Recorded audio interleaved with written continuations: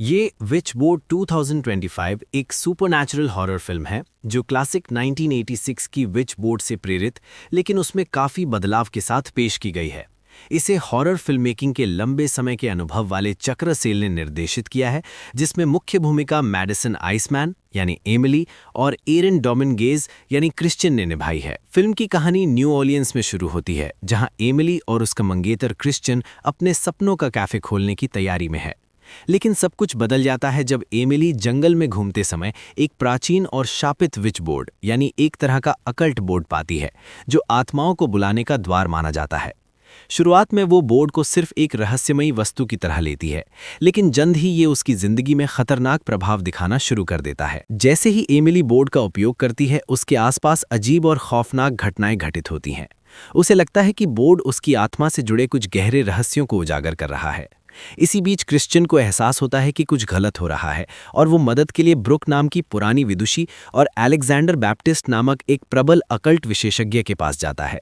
Baptist का किरदार रहस्यमयी, आकर्षक और खतरनाक दोनों है, जिसका मकसद बोर्ड के अंधेरे शक्तियों को अपने फायदे के लिए इस्तेमाल करना होता है। कहानी धीरे धीरे एक मास्क्ड बॉल की ओर बढ़ती है, जहां दायरे और आतंक के बीच का अंतर धुंधला हो जाता है।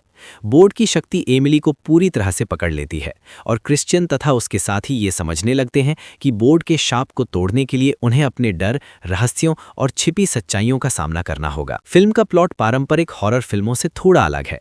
ये केवल आत्माओं या डरावनी घटनाओं का वर्णन नहीं करती, बल्कि एमिली के मानसिक बदलाव, उसके अतीत की कमजोरियों से जूझना और अकल्ट पावर के प्रभावों को व्यक्त करती है। कहानी में कई ट्विस्ट और सब प्लॉट्स हैं, जैसे कि एमिली की पूर्व नशे की लत, ब्रुक और क्रिश्चियन के बीच पुरानी टकराव और बैप्टिस्ट के असली इरादों का खुलासा।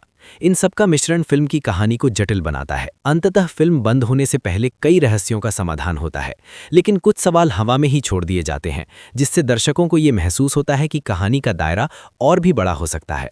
फिल्म का अंत खुला खुलासा लगता है, शायद किसी सीक्वल का रास्ता भी तैयार करता है। संक्षेप में, विच बोर्ड 2025 एक रहस्यमयी और अति प्राकृतिक अनुभव प्रदान करती है, जहां पुरानी शापित वस्तु से जुड़ी शक्तियां, व्यक्तिगत अंधेरों का सामना और भयानक घटनाओं का मिश्रण कहानी को आगे बढ़ाता है।